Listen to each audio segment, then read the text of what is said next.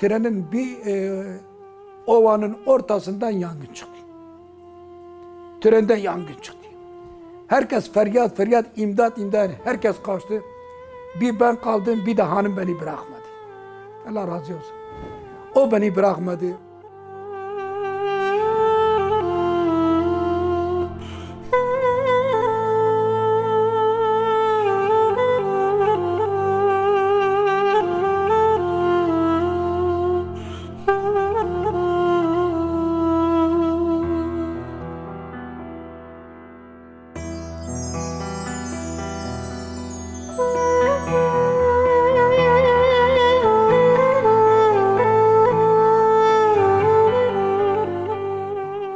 Ben Veysi Kınay, Mehmetoğlu.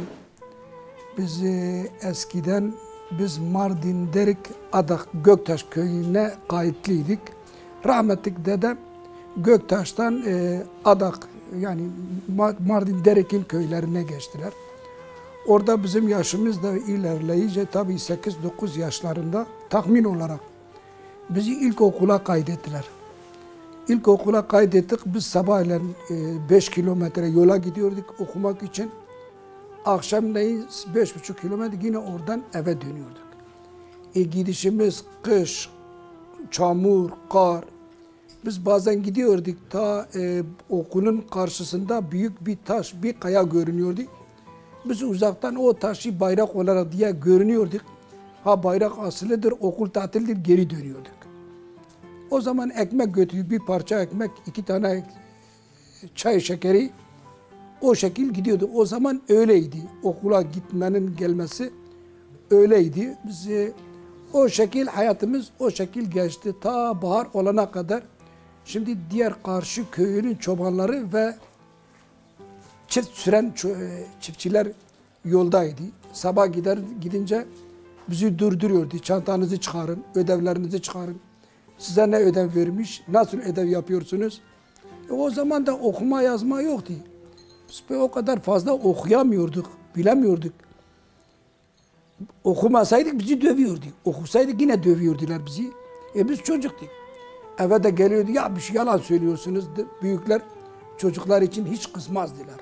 Yani bizi öldürse de bile dahil babalar gelip de bizim için bizim çocukları dövmüşler. Biz gidip de karşı köyle kavga edelim. Öyle bir şey yoktu eskiden. Şimdi öyle değil. Bir gün bizim bir amcam oğludur. Ben o acıyı hiç unutmamışım. Bir amcam oğluyla bizim bir köylü 3 kişiyiz. Baharda biz okula gidiyoruz. Daha okula tatil olmasına 3 ay var. 3 ay var. Neyse o 3 ay içerisinde biz yolda gittik. Bir adam çift sürüyor atla. Yani atla çift sürüyor. Bize gel dedi. O zaman ben de koşmam çok hızlıydı. Yani öyle hızlı koşuyordum ki kimse beni tutamıyordu. Ben koşmama güvenerek koştum. Benim amcam oğlu koşmadı. Diğer arkadaş da koşmadı. O zaman bodalar benim burama kadar geldi. Küçüktüm bodalar benim buraya. Zorla kafam görünüyordu karşı tarafta. Eyvah dedi ben kurtuldum diye. Bir baktım bir at önüme dikildi. O zalim o atın dizginiyle beni vura vura benim bu kalçalarım mosmor etti. Niye beni dövüyor, niye kaçtın diye. Ya kaçtım dedim ben okula yetişeyim. Yok sana çağırdı niye gitmedin? Sabahleyin ben okula gittim. Öğretmen niye geç kaldın? Hemen ağladım. Hüngür hüngür ağladım. O zaman pijamaydı, pantolon da yoktu. Hemen pijamayı indirdim. Öğretmen benim bu kalçama baktı. Ya dedi sizi kim yapıyor böyle? Dedim öyle her gün bu çobanlar bizi bu işkence yapıyorlar. O zaman dedi ki ben size kararınızı vereyim daha okula 3 ay var. Siz tatil edin dedi. Bizim karnemizi verdi. Yolumuz 5 kilometreydi. 15 kilometre yolumuzu uzattı. Gidin oradan dönün eve gelin. Sonradan tabi Allah'ın rahmeti o adam kaza yaptı. Onu kelbetarla arabaların arasında eti çıkarıyordu. O bize kamışçı vuran adam. Hani okul hayatımız böyle geçti. Tabi bizim hayvancılıkla, çoğunlukla bizim hayatımız geçti. Biz Mardin bölgesinden bu aylardan biz Diyarbakır'a yaylaya çıkıyorduk. O zaman mar'a kiralıyorduk. Tabii biz küçüktük. Yani böyle biz yapıyorduk dese. Sadece biz olaklara gidiyorduk. Sabah erkenden kalk olaklar gidiyor.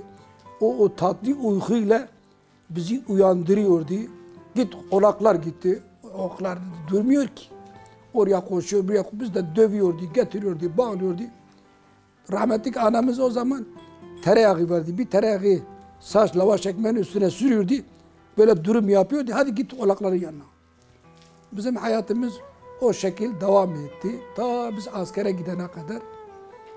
Askere de tabii o zaman askerlikte ben şahsen diyordum acaba ben askere gideyim nasıl, nereye gideyim? Biz ilçeye bile gidemiyorduk. Yani ilçe nedir biz bilmiyorduk. Köyden çıkmıyorduk. Köyden ya bir yakın köyde bir düğün olsaydı biz yaşlı büyüklerle beraber onların sayesinde gidirdik.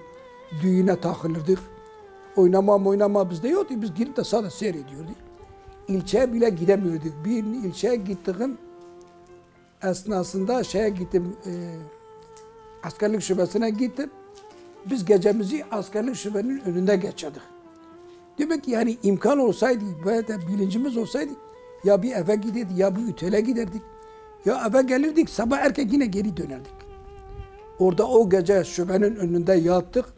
Saat 1-2 biz kuyruğa giriyordu sıramızı öne alalım diye. Tabi saat 8 olunca belki 100 kişi böyle sırayı diziyordular. Erken gelenler erken sülüsünü alıyordu. O şekil askerlik o zaman acemi birlik 4 aydı. Acemi birlik 4 aydı. Rahmetlik anamın anlattığına göre ben de bir mektup yazdım. Dedim eğer falan güne kadar bana para yetişiyorsa gönderin. Yani yetişmezse para göndermeyin. Tabii mektup gidene kadar. Onlar köye mektup ulaşana kadar dediğim tarih bir hafta kaldı.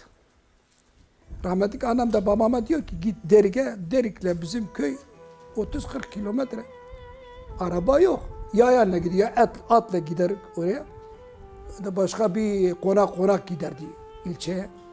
Gidip o zaman PTT'ye gidiyor. Soruyor ki amca diyor senin oğlan Gustav mı Acemi mi diyor. Valla diyor benim oğlan Acemi.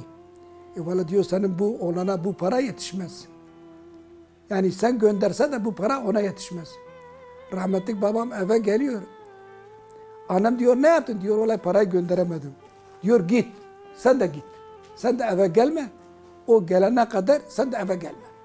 Şimdi yoldadır, parasızdır, yürüyerek geliyor. Demek ki o zaman şartları öyleydi. Neyse geldim dedim oğlum sen yayayla mı geldin, arabayla mı geldin? Ya dedim ana yayayla o kadar kilometre Samsun'dan Derge'ye yürüyerek gelinir mi dedim. Ne bileyim dedim sen parası kaybın dedim arkadaşlar var diye.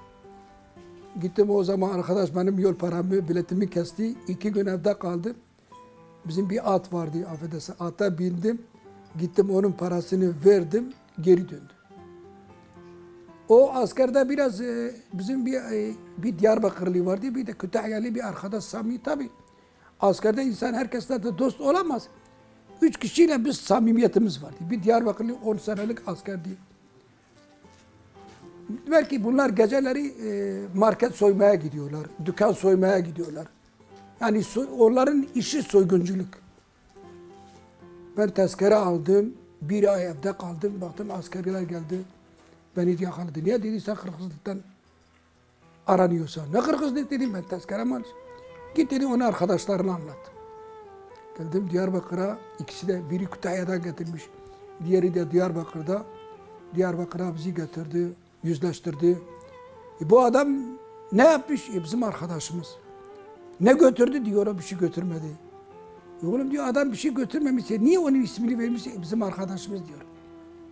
Neyse orada 5 sene ceza yedim. Yani onların arkadaşıyım diye. 5 sene ceza yedim. 2 sene de dosya beratı oldu. 2 sene yattım o zaman 3'te ikisini yatıyor diyor. Yani 3'te 2 yatıyor diyorlar. Orada da cezam bitti geldik buraya. O zaman biz Diyarbakır'dan buraya geldik. Mardin bölgesinden. Bizimkiler buraya yerleştirmişti. Buralarda da yol yok. bir köy otobüsü var. Adam pantolonu cizme giymeseydi otobüse binemiyordu. Otobüse binse buraya kadar dize kadar çamura batıyordu. 30-40 köy bir tek otobüs. Hayvan giriyordu, inek koyuyordular satmak için. Kim koltuğun üstünde böyle oturamıyordu. Ayakla üstünde böyle çöküyordu. Neyse o cezaevinden çıktığında ben buraya geldim. Bizim bu yol o zaman traktör 3000'lik Ford'lar vardı.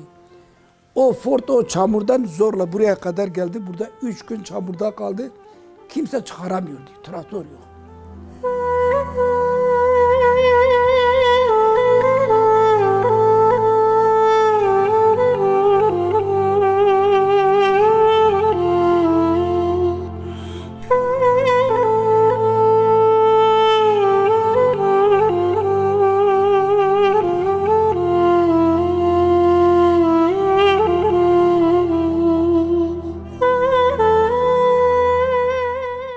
Cezaevinin şartları adli olduğu için tabi orada biraz sakinliğim vardı.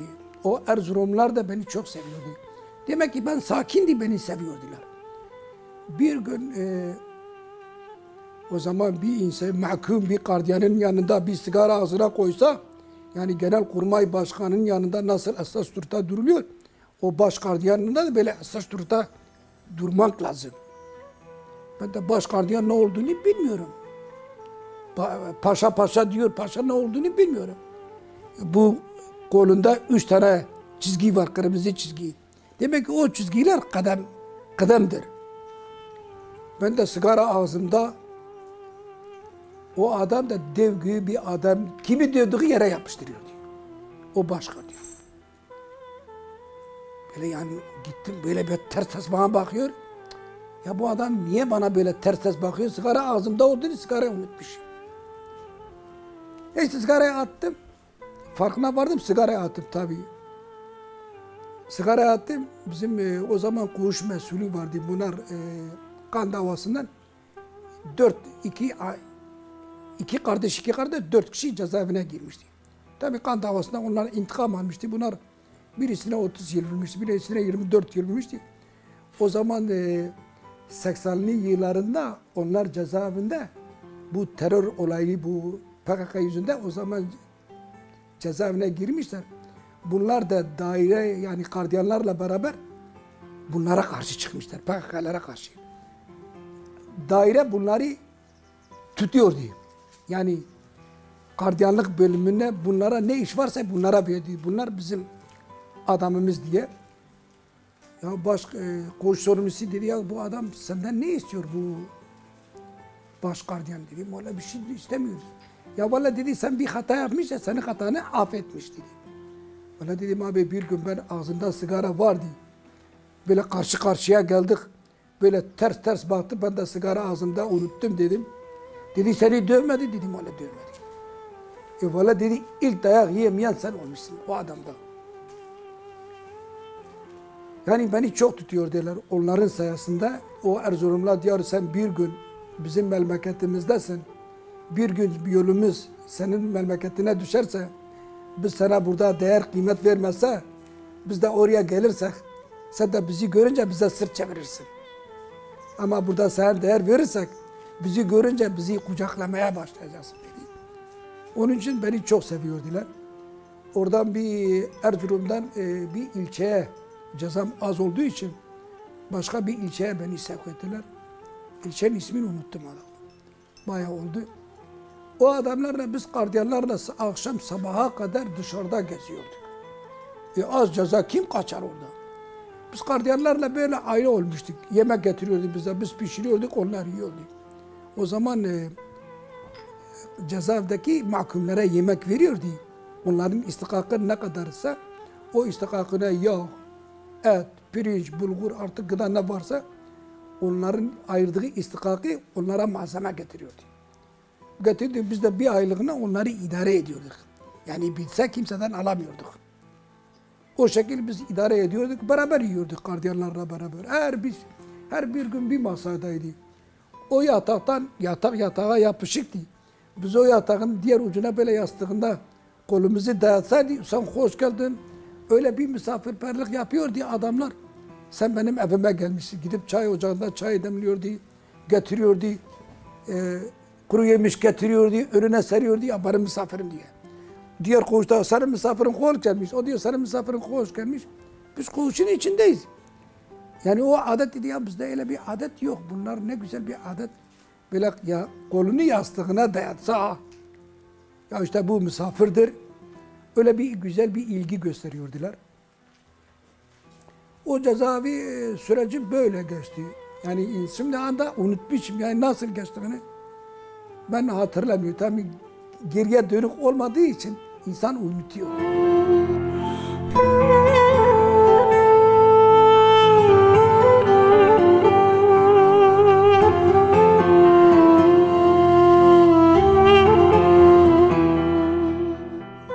Tabii burada hayatımız hayvancılıkla uğraşıyorduk. Hayvancılıkla uğraşır. Rahmetlik babam av kekliği seviyordu. Onun 2 tane kekliği vardı. Sürekli böyle bu ormanlığı tarafına gidip de tuzak kuruyordu. Keklikle uğraşıyordu.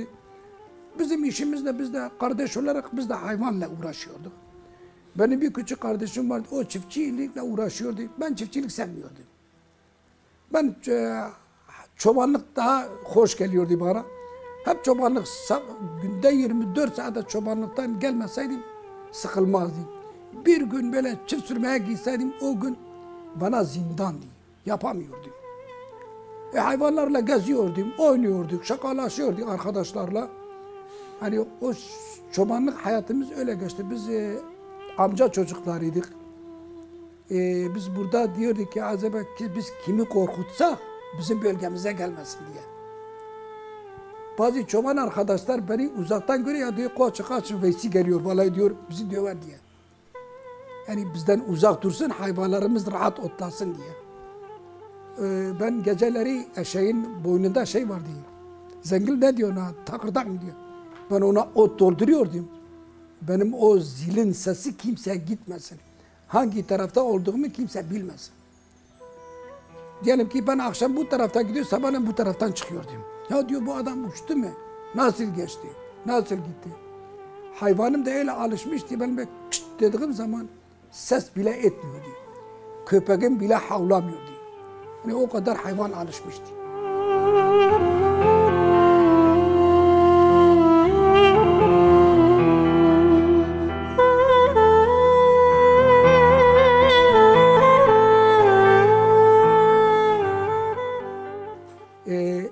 Sonbaharlarda bizim bir rahmetlik bir amcamız, rahmetlik babam da hayvan meselesinden çok titişti. Yani hayvan dışarıda olsa, biz içeride olsa vay halimize. Hani ne ekmek yedirirdi, ne içeri sokuyordu bizi. O zaman da ben senin işini yapmam, gidip çalışayım diye öyle bir şans da yoktu bizde. Şimdiki gençler öyle değil. Hemen kızdım hadi eyvallah İstanbul'a. Alışmışlar rahatlığa. Geldi dedi ya Mehmet dedi, yukarı bir mer'a var dedi. Yani yaşlı inek bile diye. O yaşlı inek bile akşama kadar doyar dedi. Rahmetlik babam dedi yok. Çocuklar dedi artık yatağa alışmış. Yorganın isini görmüşler. Daha kim koyunlara bakıyor. Yani baktım ki hayat kalmadı bana. Yani hayat kalmadı bana. Hemen ikindi oldu affedersin eşeğimi, sırtına ekmeğimi, çayımı, suyumu eşeğin sırtına bağladım gittim. Nereye dedim ben gideceğim koyunları yanına. Sonbahar kıştı ya. Yok bir şey olmuyor ya. Baba sen öyle diyorsun bir yanda da başka yatağa alışmışlar dedi artık hayvan açlıktan ölüyor. Gittim gezdim o gece saat 4'e kadar dolaştım. Ne oturdu ne de uyuyabildim. Hemen eve geldim. Oluklara biraz saman koydum. Nerede? Ne oldu oğlum dedim. Baba dedim hayvan açlıktan ölüyor işte dedim falan yere. Gittim. Ya dedi hacı madem ki ot yok değil, niye? Beni kışkırttın. Ot bol, hayvan doyuyor. Ondan sonra babam beni rahat bıraktı. Bir gitseydim biliyordu yani ben yalan söylemiyordum ona. Hani ben hayvanlara iyi bakıyorum. O bizim hayvancılık meselemiz o şekil. Tabii evlendik. Çoluk çocuk sahibi olduk. Bir ormana gittik. Orman. İlk etapta biz kömür işine başlayacağız. Abimin borcu var. Ben de bizim bir traktör gittik ustaya yana. O zaman traktörü 140 liraya aldık. Milyar değil ha, 140 lira.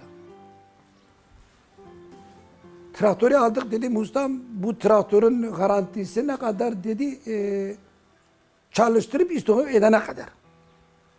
Kontağı çevir kapana kadar garantisi bitiyor dedi.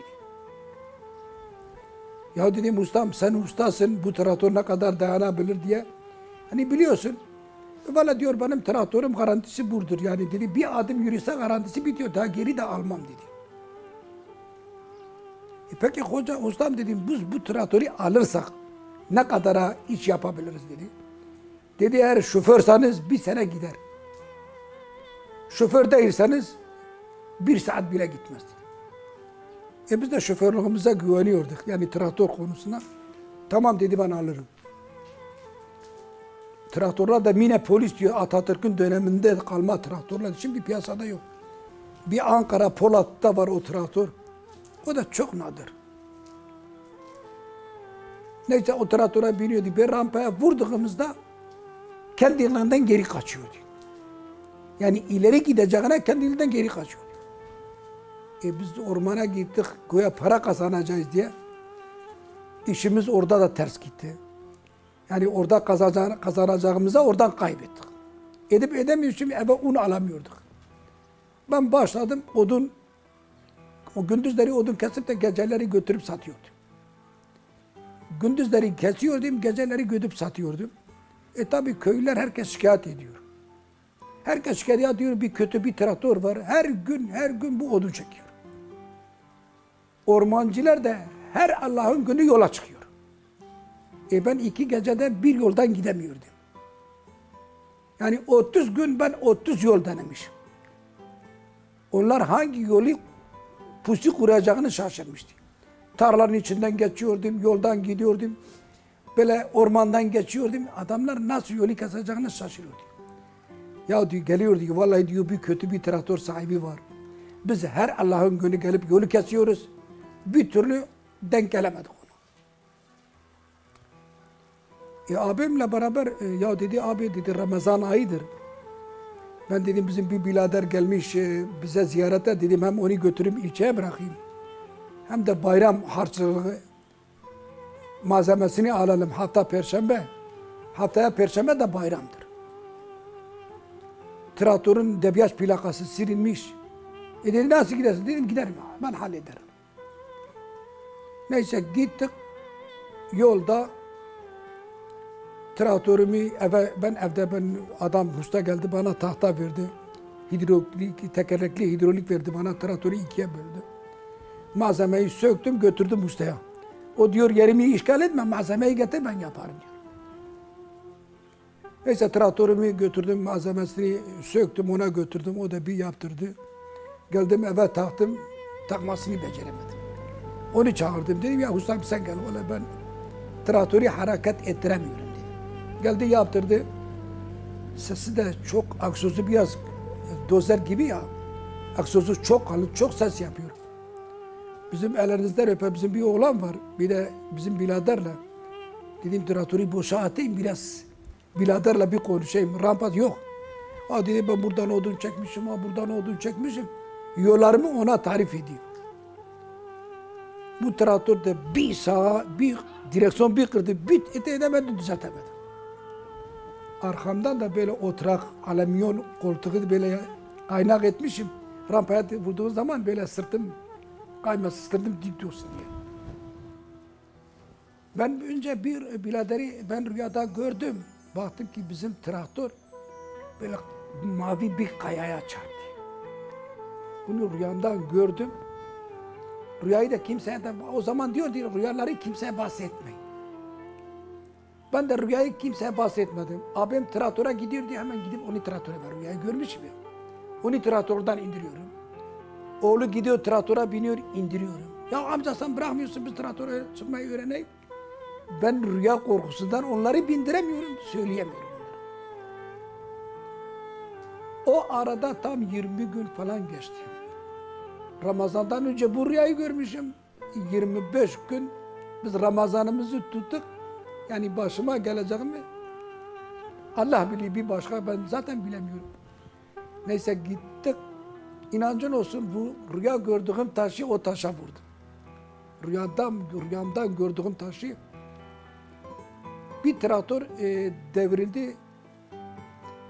Böyle 2 tane ses çıktı bende. Gözüm açılmıyor. 2-3 çuval un var arabada, römorkta. Römork traktörden sökülmüş. Römork orada duruyor, traktör burada duruyor. Hala traktör çalışıyor yanımda. Birader ha ho diye bağırıyor. Dedim bağırma, sakin ol, beni öldürme dedim. Sakin dedi, bak ha buradan git, aşağıda bir köy var. Git o köyden yardım iste dedim. Nasıl gideyim dedim, buradan hemen aşağı indi mi köy dedim. Bu koşa koşa gitti. Bizim oğlan ağlıyor. Un var yanımda dedim, dur ben unumu çekeyim sırtıma. Sırtımı dayatayım unu. Yani biraz kafasını okşayayım ki ağlamasın diye. Rampadır, odunu böyle sırtıma çektim, o un kaydı. Yani baktım ki yani umudum, yani benim umudum benden kesildi artık. Öyle olunca baktım, onu çekemeyince demek ki dedim ben fena yaralamışım dedim.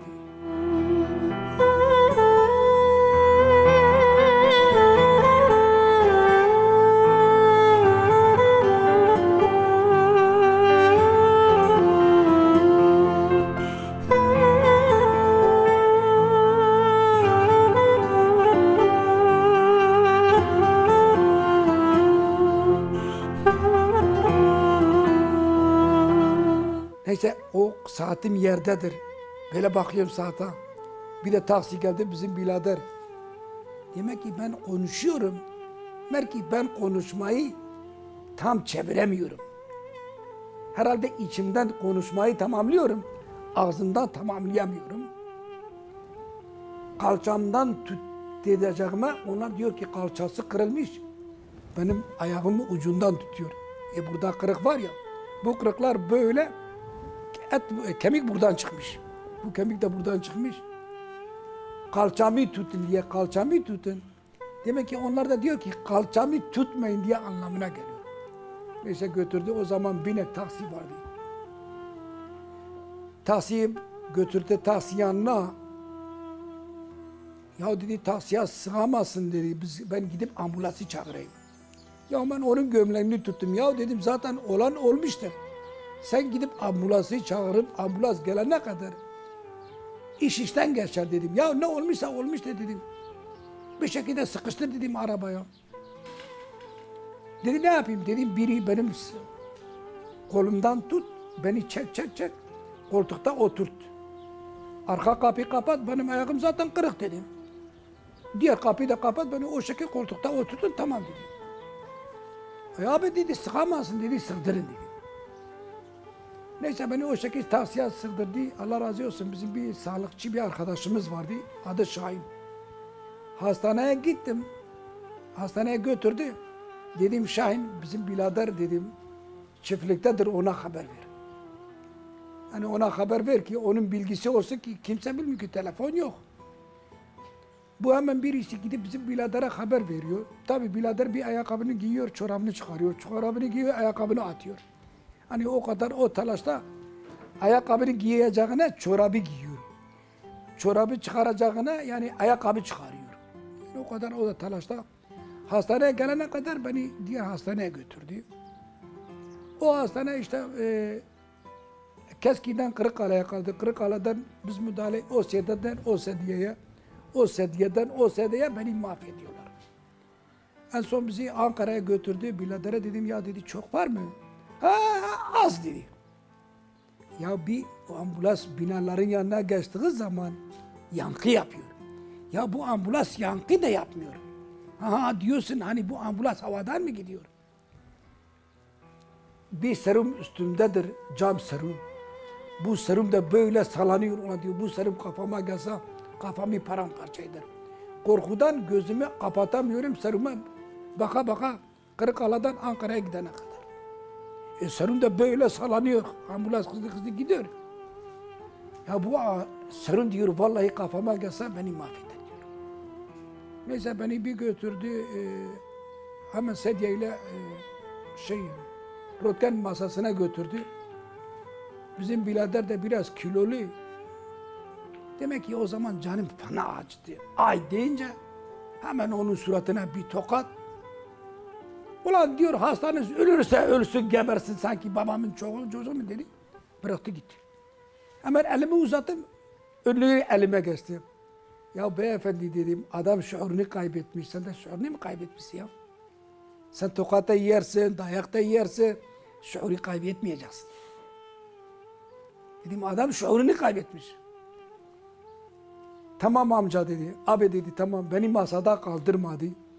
O zaman 20-30 tane film sağda 4 tane çıktı. Solda 4 ayaklı, eylülü. Dedi dur ben sana bu eziyeti daha çektirmem. Bu film çıkana kadar sen masada kal ki sen öyle dedin ya. Ben daha bu eziyeti çektirmem sana dedi. Bütün filmleri çıktı. Hemen sedye dedi bunu yatağa. Geldim yatağa, beni ameliyata aldılar, oruçluyum, daha niyetliyim. Dedi yemek yedin mi? Dedim ya ben daha niyetliyim, ben daha orucumu açmamışım. Tamam dedi. Benim buramı, göğsümü bir yarıyorlar, üşütmeden, bayıltmadan çıt çıt ses geliyor. Ya diyor beni bayıltın. Ya abi diyor senin bünyen yok, seni bayıltamıyoruz diyor. Senin için benim kolum tek masaya diyor. Tabi buraya yarmışlar daha artık hatırlamıyorum.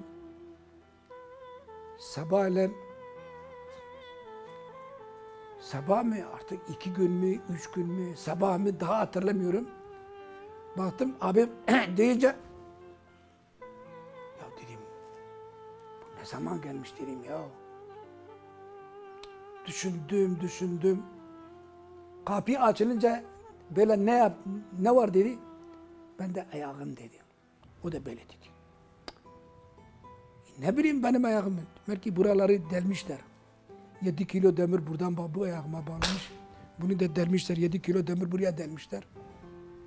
Böyle ranzadan sarkmışlar. Kemikler kaynamasın diye. Onlar diyor ki, doktorlar diyor ki bizim öncülüğümüz iç organı kurtaramam. Bacak sıkıntı yok diyor. Bacağı kasa da sıkıntı yok diyor. Bu 7 kilo demir ya diyorum ben bazen mahsus diyorum. Allah-u Teala kimseyi yoğun bakıma düşürmez. O acıyı bazen anlattığım zaman o bütün o yoğun bakımdaki olayları hep gözüm önünde. Rahmetli duydum birisi geldi dedi valla senin anan baban gelmiş. Bayram günü. Yoğun bakıma da kimseyi içeri almıyor. Kimseyi içeri almıyor. Bir doktor geldi dedim hocam. Dedim bir ricada bulunayım. Ne var dedi. Dedim hocam benim ölümüm memlekete gitmişler. Benim ölüm haberi duymuşlar. Annem babam bak bu bayram günü bayramını etmemiş de buraya kadar gelmiş hastaneye. Dedim buradaki görevlilere söyle. Geldiği zaman beni bir görsünler. En az onların içi rahatlasın diye. Ya rahmetli babam geliyor, babamı görüyorum, baba diyorum. Belki ses de çıkmıyor bende. Beni de taramıyor, sakalım mı, büyük mü hepsini kesmişler. Yani beni öyle bir iskelet haline getirmiş. O kan gide öyle bir iskelet haline gelmiş. Babam geldi, tabii babam beni görünce biraz gözlerinde yaş geldi. O halimi görünce sordu baba hayvanınız nasıl, yeminiz var mı falan filan şeyler. Ya diyor biz onun halini acıyoruz, o hayvanın yemini soruyor. Yani durumunu fark edince dedim dur bunları söyleyeyim ki yani bilsinler ki ben iyiyim. Neyse gitti bizim bir arkadaş var Allah ona rahmet eylesin o da vefat etmiş biz geceleri o biraz define işiyle uğraşıyordu. Ben daha kaza yapmadan önce ya dedi falan yerde bir define var gidip kazıyalım. Bizim bir arkadaşımız var. Sadece bizim sayımızı çoğaltıyor. Başka bir yardımı bir dokunmuyor bana. Neyse dedim gitti. Adam bir ağacın dibine buraya kazı dedim. Ya dedim hocam öğretmen de dedim niye bu kadar ağaçların arasına sen bu ağacı niye seçtin? Yani bu ağacın seçmenin hikmeti ne dedim. Dedi bu ağaç definenin ağzı işarettir dedi. Dedim ben bir işaretten falan anlayamıyorum dedim. Dedi anlarsın. Kazı dedi. Ben kazdım. Böyle bir diz kadar toprak öyle sanki un toprağı. Daha önceden eşilmiş toprak. Açtım böyle 3-4 metre böyle uzunlukta 1 metre genişliğinde. Bir diz boyu bir yarım metre derinlik. Gittik. Eyvah dedi. Ne oldu hocam dedi. Dedi kapağı açmışlar bizden daha önce. O zaman yumurta kabuğu. Bu bizim şimdi baktığınız kömür var ya. O kömür çıkıyor. Dipte kömür çürümüyor ya. Yumurta kabukları da çürümüyor. Dedi valla bizden önce çıkarmış. Neyse biz eve gittik. O zaman benim kafamda bir külah vardı. Mantar geceleri, mantar öyle bir mantar çoktu. Mantarımı, külahımı doldurdum mantarı. Hocam beni tanıyorsun dedi. Valla ben seni tanımıyorum. Ya hani hoca biz defineye gittik. Biz kazdık. Yok valla sen değildin diyor. Ya hocam dedim biz yoldan geldik. Ben külahımı çıkarttım. Mantar doldurdum. Valla diyor bunlar doğrudur sen değildin. Ya dedim hani hocam biz eve gelirken affedersin bir eşek peşimizden geldi ta çadıra kadar. Valla diyor bunlar hepsi doğrudur sen değilsin. Sakalımı yeni kesmiştiler. O zaman sakallıydım. Sakalımı kesmişler. Ben ne duruma düştüğümü bilmiyorum. Ya dedim ben bir koğuşa çıkayım ki en az gelen gideni bir göreyim. Doktorlar gelip gidiyor. Gelip gidiyor. Kim benim doktorumdur bilmiyorum. Kaç tane doktor? 10-12 tane hasta var. Her 10 dakikada bir 6-7 doktor geliyor. Kim benim doktorumdur diye bilmiyorum. Hemşire örtülüydü. Her gelen hemşire de ben de sakin olduğum için hemşireler orada hastaları seçiyordu. Bu hasta benim, bu hasta benim. Kendi hastalarına herkes elini yıkıyordu, yüzünü ıslak bezle siliyordular. Baktım ki hangi hemşire mutfağa gidiyor, ellerinde elma var. Ya öyle de bir canım elma çekti ki. Yemek yediremiyorlar bize. Serumla. Ya öyle canım çekti elma ya dedim hemşire hanım dedim her mutfaktan dönünce bana bir elma getir. Şimdi canım öyle elma çekiyor ki gözümü kapatamıyorum. Hep onun gelişini izliyorum. Bu hemşire gelip de bana elma getir. Geldi baktım ki elinde bir şey yok. Yani bak bir harif umudumu kestim yani elma yok diye. Gözümü kapattım belki gitti elmayı yıkadı böyle elimin üstüne koyunca biraz zıpladım. Dedi canım dedi kusura bakma sana elma getirdim. Ben de elmayı böyle bıçakla değil böyle dişledim. Baktım bir doktor geldi, 2 doktor geldi. Hocam dedim, buyur dedim. O diğer doktor onun büyüğü de hocasıydı. Hocam dedi bu da bizim hastamız. Hangisi? O elma yiyen.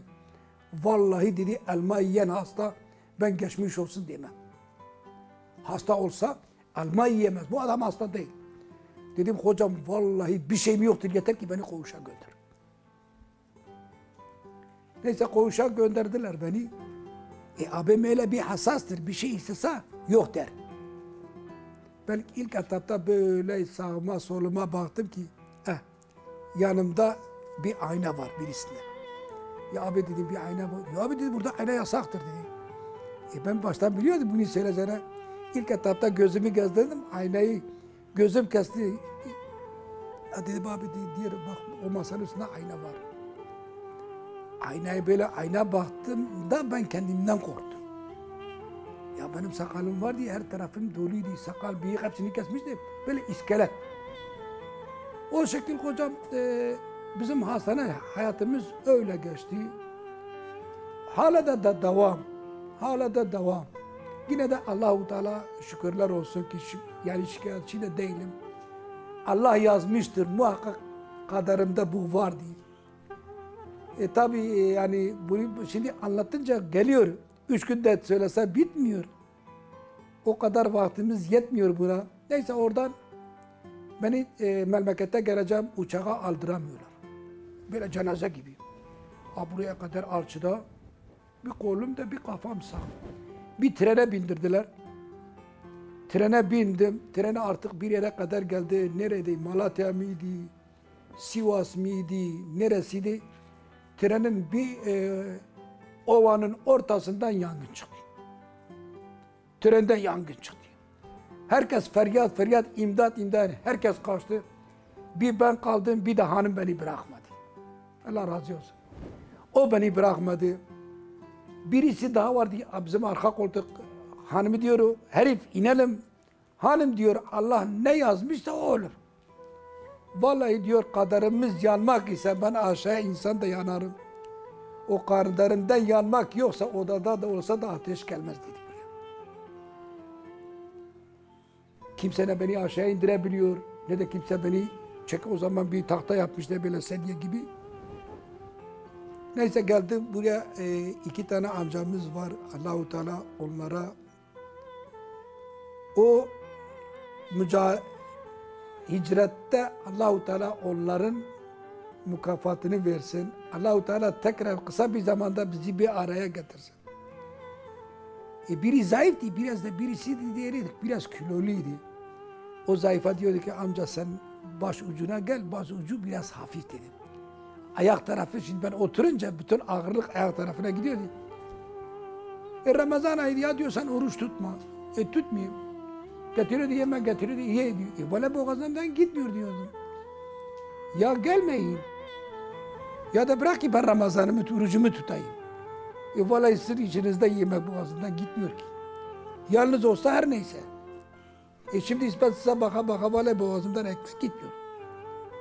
Baktım ki olmadı, tutmaya başladı. Ola hocam bizim durumumuz böyle. Şimdiye kadar da yine de Allah'a şükür. Çok şükür Allah'a ki Allah bizi bugüne kadar getirdi. Bu hicrette olan bütün abiler ve amcalara Allah ve yar ve yardımcıları olsun.